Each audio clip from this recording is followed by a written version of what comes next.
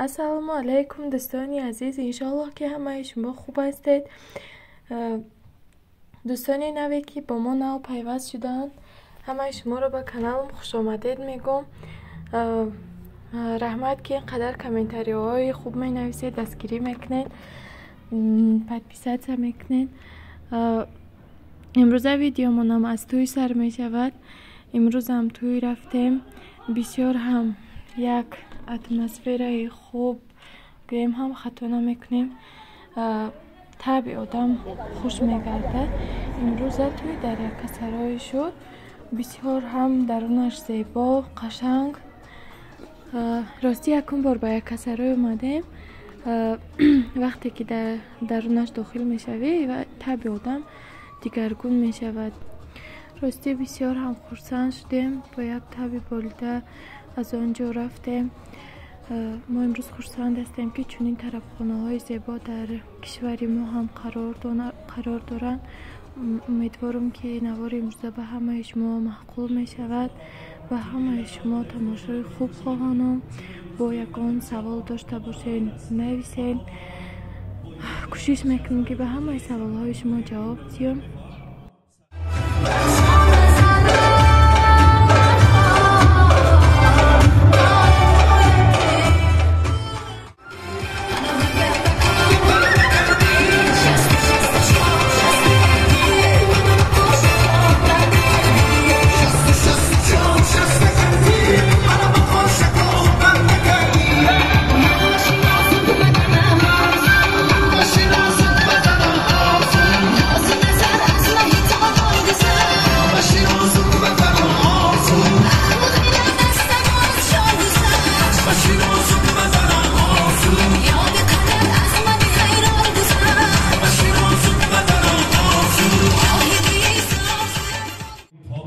شما رو به زبان میارم.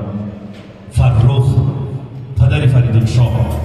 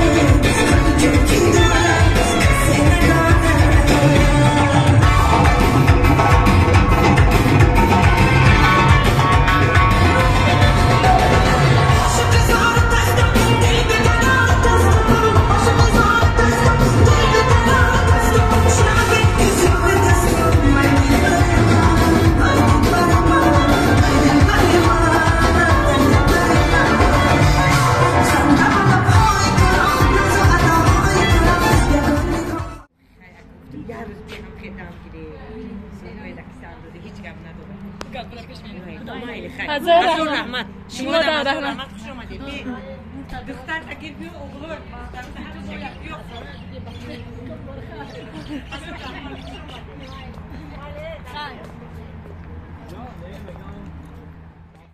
بعدی توی ما آمدیم خونه.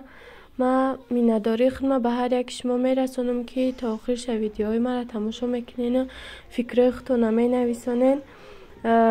با کدام ویدیوی ما به دخترم گذاشته بود گفتم که همین ویدیو ما به دخترم نگذره میگفته باش که در همین دنیا تا قما فرزند دارم یکی هر یک شما میتونین که فرزند برای آدم شیرینه هر چقدر که دوست داریش کنه یا مهربانیش کنه سیر نمیشه تا ویدیوی آینده شما را به الله مهربان میسپارم.